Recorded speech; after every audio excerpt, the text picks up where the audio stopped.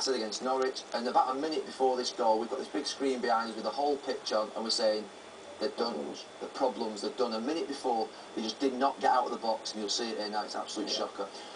Well, I just keep going back to the Norwich game, and there was a warning there for Liverpool. They just don't get out. They sag back all the time, and as that ball comes in there, I just think that. From Skrtel, from Glenn Johnson, letting a ball go in there with no challenge, it just looks like tired players, physically and mentally. I look at Glenn Johnson now, one-on-one defending. We've seen the one before, Balassi, it just looks tired, he can't quite get there. Lucas's touch, tired. And then the throw-ins there. Sakho is going backwards again. We spotted this in the Norwich game. Skrtel again. Why are they not pushing up and showing leadership? Throwing goes back. That ball has gone back now, 10 yards of throwing.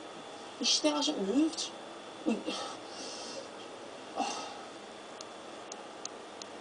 Stop there again. Why are these defenders scale edge of the box? I always talk as a defender. There's lines on a pitch. It could be your 6-yard box, your penalty spot, the edge of your box. The good line to shout, penalty spot, edge of the box. They should be screaming there, let's get up to the edge of the box, clear this box. You know it's danger when you're sagging, especially against teams at the bottom half. They're still in the box. Flanagan's just on the edge of the box.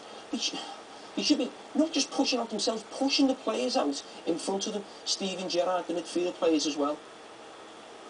That touch goes back. That touch goes back. Again, they should be getting up. And I go back to me being physically, it's physical and mental, weak.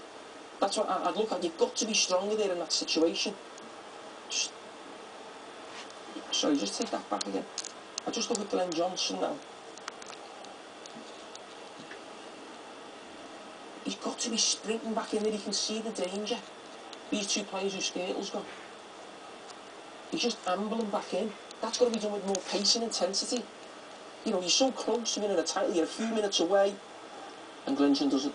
What Skrtel's doing, I don't know. He sort of gets himself caught in no man's land. But Glenn Johnson's got to see the danger there as well.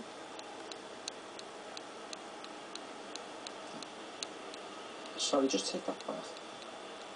As he's playing that ball, Sakho.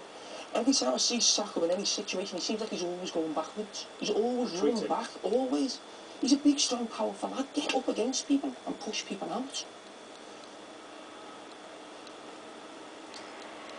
And as I said, it is a good listen to you. You've got to give Palace credit, but the decision from Martin Skrtel, he must know he's there behind him.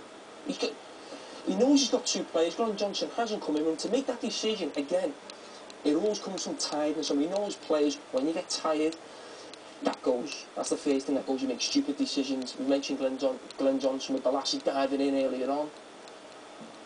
And as a fullback, you've got to get round in that position. You've got to. I showed him on the other angle, he's just jogging back in.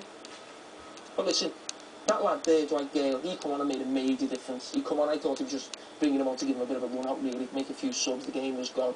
But he had a massive impact in the game, but obviously helped a lot by the Liverpool defender. Do you have to give Carragher a lot?